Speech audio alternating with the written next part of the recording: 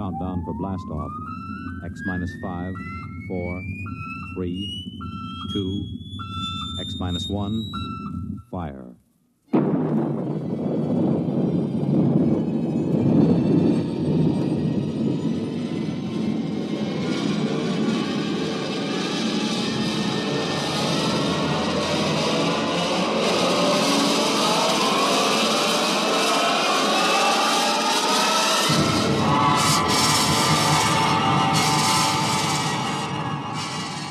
From the far horizons of the unknown come transcribed tales of new dimensions in time and space. These are stories of the future, adventures in which you'll live in a million, could be years, on 1,000 maybe worlds. The National Broadcasting Company, in cooperation with Galaxy Science Fiction Magazine, presents X minus 1.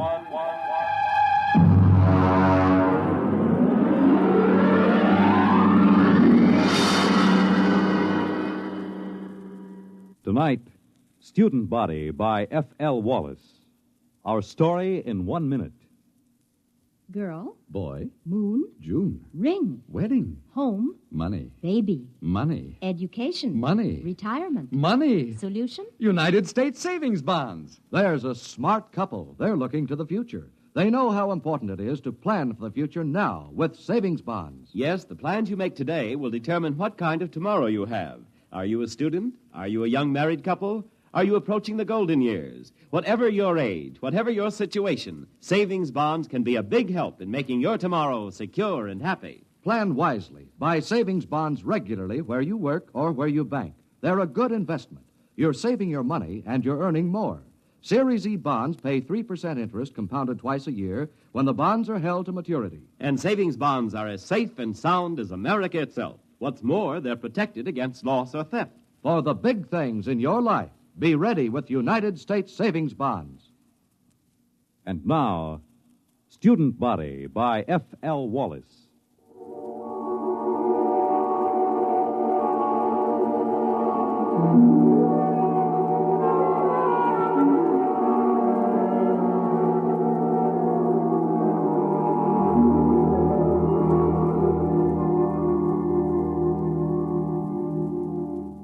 Emergency report to Central Colonial Service. Subject Planet 7G63, Glade. Reporting Dano Marin. Special assignment from Biological Control. Report consisting of standard universal tapes and special recorded comment. First segment, landing day +1. 6 a.m. sidereal mean time. Voices on tape, myself, Colonial Executive Shep Hafner, and Athel, a female member of our crew. Tape commencing. Watch your step on the ramp, Marin. It's tilted. Oh, yes, I will. All right, where are these people? Over there, a few hundred feet. Beneath that tree. Well, come on, then. You know, I'm going to have to note in the log that you cleared the planet for colonization as of last night. I understand. I'm taping this now for my records. I take full responsibility for the safety of this planet. All right. But wait until you see this. Here we are. Now, do you see there? In the clearing beneath that tree? Why, good Lord, they haven't a stitch of clothes on. None of them. That's just what I told you. Are they all right? No, they're just asleep. You can see them breathing. Look here, Hafner, who gave them permission to sleep out here in the open? Shh, don't wake them yet. I gave them permission, Marin. They've been cooped up in that ship for over 6 months. They wanted to sleep outside. And in view of your clearance, I couldn't see any reason to refuse permission. I know. You were within your rights. But the clothing, why, they don't even have blankets. They did have, when they bedded down last night. Some of them even used the standard issue sleeping bag. Well, then what happened to them? There are 13 people sleeping around that tree, and they're stark naked, all of them. Last night you told me there was nothing dangerous on Glade. Do you still think so? I know so. I have the complete biological survey. Does your survey account for anything like this? You know it doesn't. That's what I thought. Okay. Now you've seen it for yourself. Let's wake them up and get them back to the ship. No, wait. You better wake them one at a time. This will be embarrassing enough for them as it is. Yes, I suppose you're right. I will wake the nearest one first. That's Athel, our lab technician. Yes, well, here, take my jacket. Cover her with it before you wake her. All right. Wake up, Ethel. All right, Ethel, wake up. It's Executive Hatton. What? Oh, what is it? I am sorry, Ethel. Something has happened. Oh, my clothes. My blanket, everything's gone. Now, be careful. Don't wake the others. Yes, the others. Why, good heavens, they're all that way. Ethel, just go back to your cabin on the ship. Everything is all right. We'll explain it to you when we have the others safely back. But I feel so foolish. How could this happen? What's the meaning of it? Now, just get back to the ship. Your clothes back there are perfectly safe. Yes, all right. Well, thank you. You told her we'd explain it later, Hafner. Do you think we can? That's your job, isn't it? This planet is as new to me as it is to you. You're the biologist. What destroyed their clothing? It would have to be something that could destroy both blankets and clothing without waking the people. Nocturnal insects? Ordinarily, I'd say that was a distinct possibility if it weren't for the fact that our surveys show no evidence whatsoever of any such insects on Glade. Your survey could have missed them, couldn't it? Not if they existed in any great quantity. Besides, if insects were the answer, there should be some kind of evidence of them right here in the area where Ethel was lying. Certainly one or two of them would be crushed when she rolled over in her sleep. Well, that sounds reasonable. Now, look for yourself. There's absolutely no sign of anything at all here. Well, what about some chemical, some vapor oozing from the ground? No chance at all. I'd rule that out completely. Then what? Well, there's the tree itself. I suppose it could exude some sort of a chemical that might dissolve cloth, but I can check that in the lab. Well, we'd better arouse the rest of these people and get them back to the ship. Hey, wait. What? What is it? Why, it's some kind of an animal. Just caught a glimpse through there. Ah, there he is. Yeah, you see behind that bush? Yeah, it looks almost like a chipmunk. Yes, and he's feeding on something. Why, it looks like a piece of cloth. Marin, do you think that... Shh, he doesn't hear us. I'll just ease up to him now. Closer. Now. You got him. Oh, well, hey, you little devil. Watch out, Marin. He's got sharp teeth. You're telling me. Yeah, easy there, boy. Easy. Like to have your head stroked? Sure you do. That's the boy. He's calming down. Yes, look at that. He's nestling in the crook of my arm, almost like a kitten. Almost. Marin, I hope you don't mind short sleeves. Now, what do you mean? He's already eaten half the sleeve off your shirt. I think we've found the answer to our problem. The animal was a small furry mammal resembling an Earth-type rodent. Its overall length is 14 centimeters, weight 512 grams. Fur stringy and sparse, color a light beige, indicating no particular protective coloring. The animal was placed in a special cage in a biological laboratory aboard ship for further study. Next tape, landing date +2. Can we exterminate it? Oh, that's quite a job. How about locally? Hardly. It's ecologically basic. Look, Marin, you're from biological control. I've just got an executive's rating. Well, look, you know how control works. They send a survey ship over and record the neural currents of the animals. They get everything that has a brain, including insects, and they take a few specimens to check the patterns. Now, here's the report on Glade. The survey shows that this animal is one of only 4 species of mammals on the planet. It is also the most numerous. So if we kill them off here, others will swarm in from other areas. Yes, that's about it. There are probably millions of them around the planet. Of course, if you want to put a barrier across the connection to the mainland, you might be able to wipe them out locally. Look, Marin, I've got a tight schedule. I can't spare dirt-moving equipment for that. By the way, what do they eat? Well, as far as I can see, anything. Insects, fruit, berries. You could call it an omnivore. Now that our clothing is handy, it eats that, too. I thought our clothing was supposed to be vermin-proof. It is on 27 planets. On the 28th, we met up with a little fella that has better digestive fluids, that's all. Oh, he's eating a leather belt right now. Yeah. Are they likely to bother the crops we plant? They shouldn't, but then I would have said the same thing about our clothing. All right, Marin, you worry about the crops. Find some way to keep them out of the fields. Meanwhile, everyone sleeps inside the ship until we can build dormitories. Biological examination of omnivore posed this question. Why only 4 species of mammals on Glade? No reptiles and only a few birds. On all comparable planets, a large variety of species. Nearest Earth parallel, fossil remains from the late Carboniferous show creatures like the omnivora, but on Glade there appears to be no further evolution. Next tape segment, L plus 22, place, temporary warehouse, Quartermaster Crone, and myself. There you are, Mr. Marin. They got in every seed, sack, and barrel in this part of the warehouse. Well, what makes you think it's mice? Look, I've worked in grain elevators for 30 years in Kansas. Look at the way that sack is gnawed. And look over there. Droppings. Well, it's not exactly... I know. So they're mice-like. I want to know how to get rid of them. Have you tried poison? You tell me what poison to use, and I'll use it. They got into a 100-pound sack of arsenic and went through it like it was whipped cream. Well, how did they get in? It's a fused dirt floor, isn't it? It should be pest-tight. But see, there are cracks along here. They must have burrowed through. They were loose in here, and we don't have time to build another warehouse. They've got to be controlled here. Well, catch me a few of them alive, and I'll see what I can do. Next morning, a dozen live specimens of mice-like mammals were delivered to the lab. No 2 of them were affected by the same poison, and the poison developed to control the omnivora was completely ineffective. Alternate discussed with Executive Hafner and Machinist Tully of Computer Engineering. Next tape, L plus 24. Hafner, Tully, and myself. I tried it out yesterday, Mr. Hafner. I think I've got all the bugs licked now. Tully, I don't want any more metal used than is necessary. This isn't standard authorized equipment. You're not dealing with a standard authorized problem. Are you ready to activate the device? Sure thing. Here, help me get it down from this assembly bench down on the floor. All right. There you go, kitty. Now, what do you think of her?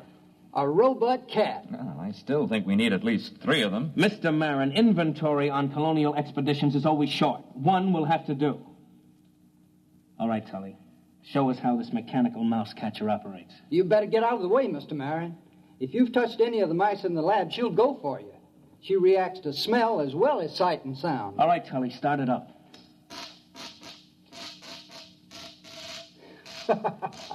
All right, kitty, go ahead and have a good time. Why, she moves like a cat. You know, I wouldn't bet a plug nickel on any mouse in the same warehouse with that baby. Robot cat device proved relatively successful in Warehouse 1. Rodent damage held below danger margin. Next tape, L plus 37. Tully, Hafner, and myself. I can't salvage it, Mr. Hafner. Just look at that. That skeleton was chrome steel, now it's bent. The skin was duroplastic, and now it's cut to ribbons. The computer parts are all smashed to bits. How do you account for it, Tully? Well, look around the poor thing. You had me build it for mice. These things weren't mice. They're a good foot long. They just outnumbered him, that's all. You examined these dead animals, Marin? Not closely. Well, you'll find your mice have grown. They ganged up on that cat. There aren't supposed to be any rats on Glade, are there? Well, there weren't supposed to be any mice either. What are you going to do?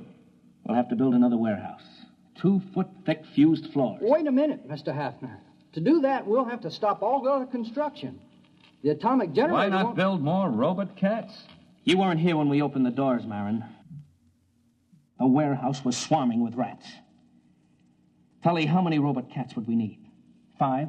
15? We don't have enough parts to build more than 3. If we need more than that, we'll have to rob the computer in the spaceship. And that's one thing I refuse to do. The spaceship is our only link with Earth until the next wave in 2 years. All right, then I'll tell you what we'll do. We'll floodlight the supplies at night. We'll post a guard with half-charged rifles until we can move to the new warehouse. That'll take about 10 days. Meanwhile, our fast crops are ripening. It's my guess that the rats will turn to that for food. Now, in order to protect our future food supplies, you'll have to activate your cold storage animals, Marin. Mr. Hafner, it's against regulations to release any cold storage animals on a planet until after a complete investigation. That takes 10 to 20 years. This is an emergency. I don't want to be responsible for another rabbit-infested Australia or that planet in the Centauri system that the snails took over. Marin, I'll take the responsibility. You're recording now, aren't you? Yes. All right. If that isn't authorization enough, I'll put it in writing. Well, the beast I've got for this job won't be any good against rats this size. You've got hormones. Use them. Dead rats were gathered and frozen for further study. Observed animals, a wide variation in size. Internally, a lack of uniformity in organs. Some specimens had huge fangs and delicate jaws. Others had tiny teeth and massive bone structure. Obviously, the most scrambled species ever encountered by a biologist. Reproductive cells were especially baffling. Proceeding with hormone treatment on cold storage Earth animals. Next tape, L plus 39. Lab technician, Athel, and myself.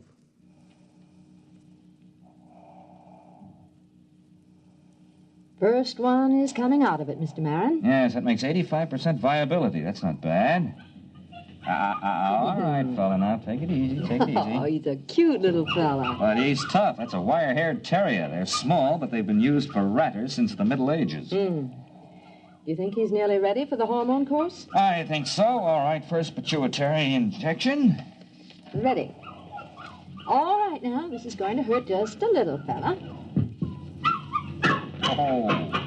Yeah, it's a dirty trick, isn't it, jabbing you with a needle when you're fresh out of the deep freeze? But don't you worry, fella. You'll be glad you had it. You'll stand a better chance against those rats when we work you up to about a Great Dane size. L plus 50, artificially enlarged terriers loosed in the fields of the fast crops. Following tape, field observation of terriers, Executor Hafner and myself.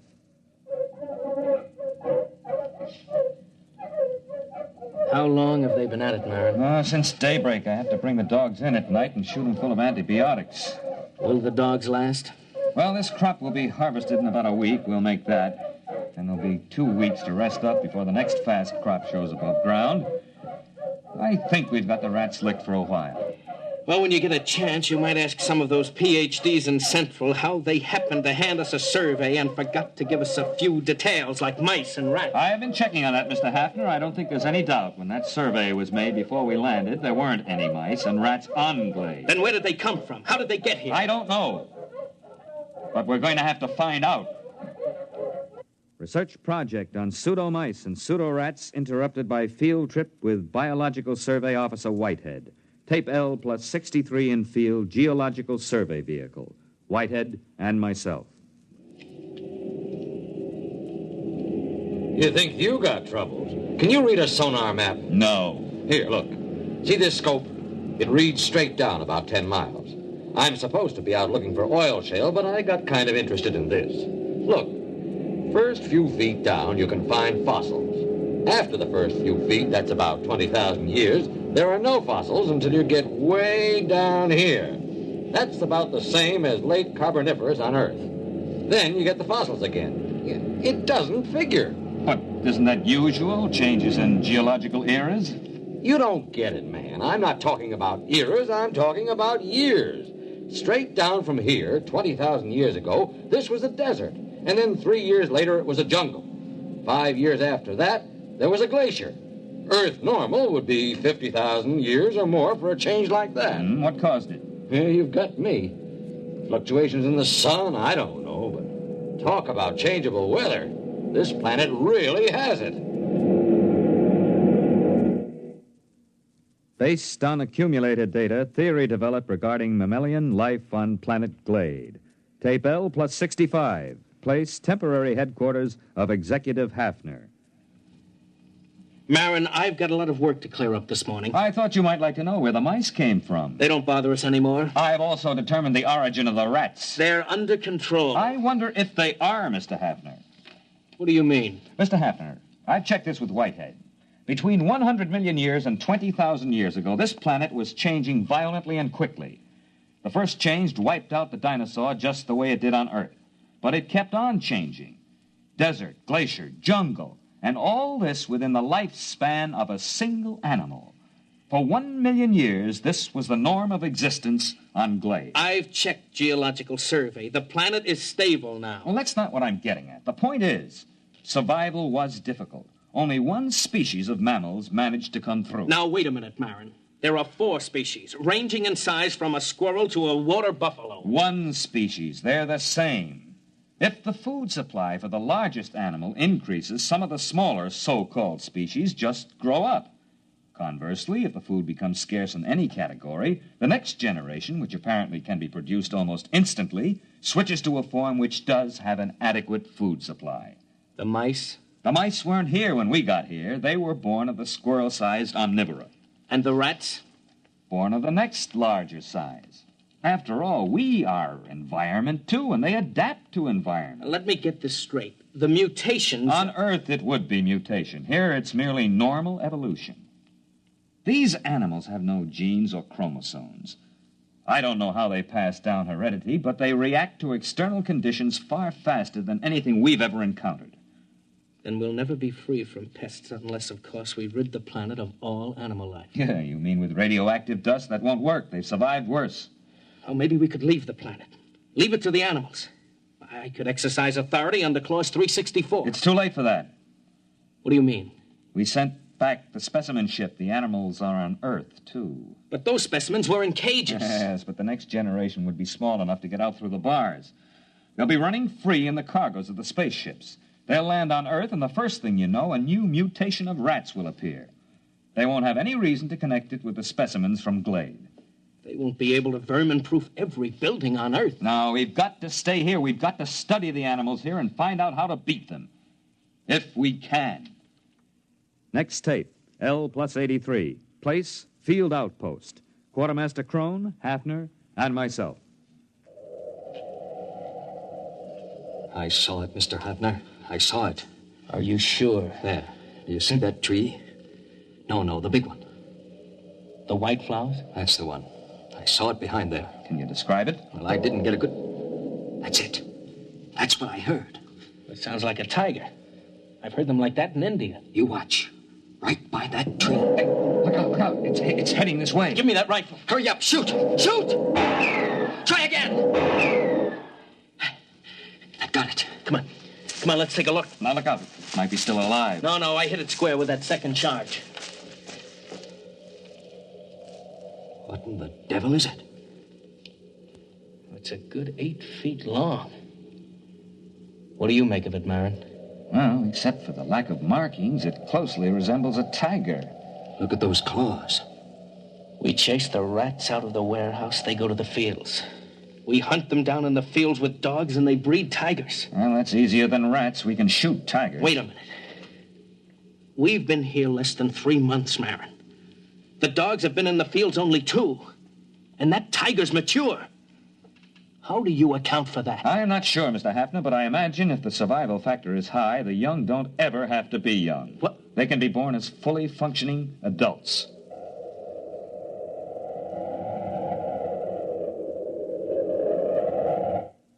Development report. Mice under control. Field rats under control by terriers. Tiger-like animals under control with searchlight and rifle. Additional complication. The original animal developed an appetite for electrical insulation. There is no protection except to keep the power on at all times. The last tiger-like animal was seen at L plus 130. After that, the attack ceased. By L plus 2 years, the animal seemed to have been controlled in all its forms. However, 3 months before the next colonists were due, a new animal was detected. Food was missing from the fields. Dogs were useless. The animal seemed to roam the fields, and the dogs did not attack. Patrols were unable to find the animal. Tape L plus 2 years. Hafner, Engineer Tully, and myself. Now, here's the way I'm rigging it up, Mr. Hafner. Whatever it is, it spotted the photoelectric cell rig. So I've worked up an alarm that reacts to body radiation. You're sure the animal won't spot that? Well, I'm burying it in the field. Then we'll move the visible alarms to another field. All right, Tully. As soon as the alarm goes off, notify Mr. Marin and me. Do you understand? Yes, sir. Just as soon as the alarm goes off. L2 plus 15. Radiation alarm sounded. Place, field station, Hafner, and myself.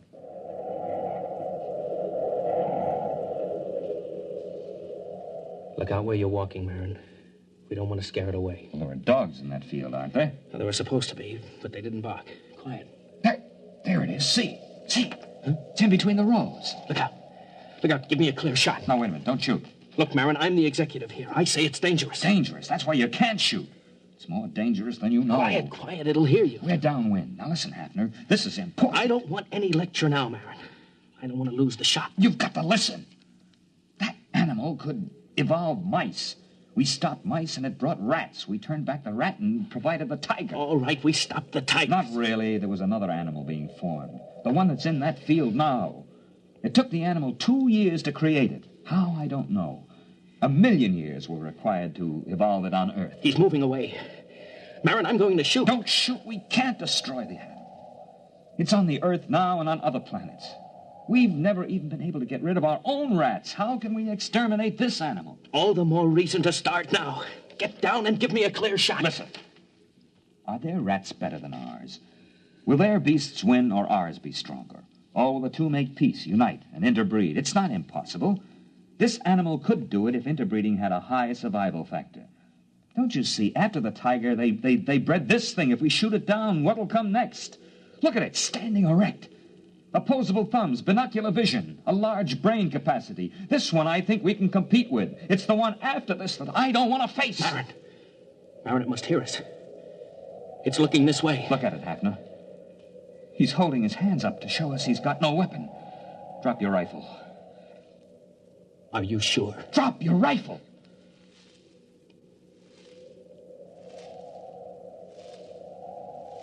He's coming this way. He's got one of those white blossoms in his hand. Yes. Must be a sign of peace. Wait. It looks almost like a man. I wonder what's inside that body. I wonder what's inside that head.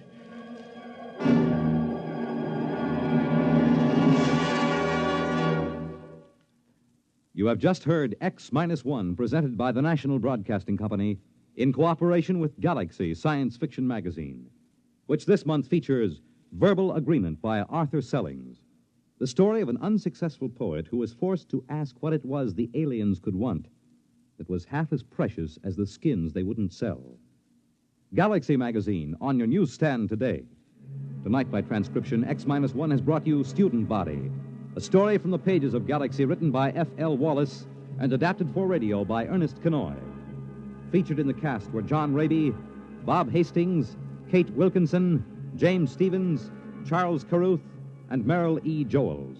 Your announcer, Fred Collins. X-1 was directed by Bob Maurer and is an NBC Radio Network production.